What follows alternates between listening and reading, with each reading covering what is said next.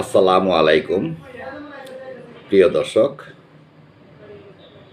National tea company এনটিসির সাবেক ভারপ্রাপ্ত ব্যবস্থাপনা পরিচালক এমডি সৈয়দ মাহমুদ হাসান, বর্তমানে ডিএমডি এবং কোম্পানির সচিব মোল্লা গুলাম মোহাম্মদের বিরুদ্ধে স্বেচ্ছাচারিতা, রাজনৈতিক ক্ষমতার অপব্যবহার, দুর্নীতি, শেয়ার বন্টনে অনিয়ম এবং অর্থের বিনিময়ে বদলি সহ বিভিন্ন খাতে ব্যাপক দুর্নীতি ও ঘুষ বাণিজ্যের অভিযোগ উঠেছে।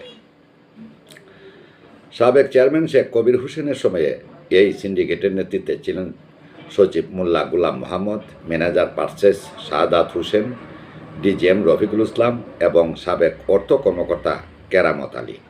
তাদের বিরুদ্ধে অভিযোগ, তারা কোম্পানির বিভিন্ন কেনাকাটায় কোটি কোটি টাকা আত্মসাৎ করে ব্যক্তিগত সম্পদ বৃদ্ধি করেছেন।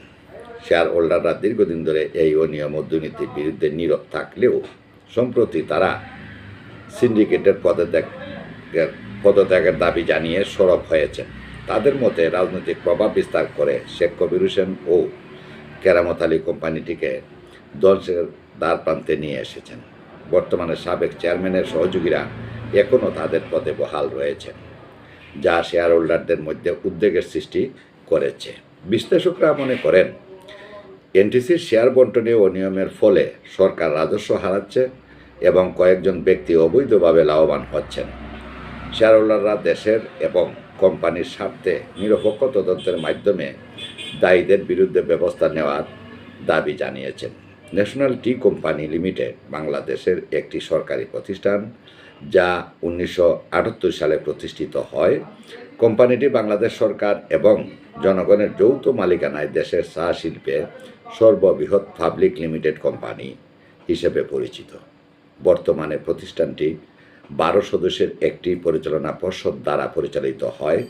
শেয়ার হোল্ডাররা আশা করছেন সংশ্লিষ্ট কর্তৃপক্ষ দ্রুত পদক্ষেপ নিয়ে কোম্পানির সুশাসন ও স্বচ্ছতা নিশ্চিত করবে, যাতে ন্যাশনাল টি কোম্পানি তার সুনাম ও কার্যক্রম পুনরুদ্ধার করতে সক্ষম হয়।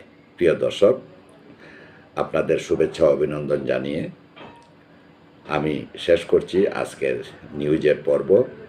আপনি যদি এই চ্যানেলে নতুন হয়ে থাকেন তাহলে চ্যানেলটি সাবস্ক্রাইব করুন এবং আমাদের সঙ্গে থাকুন।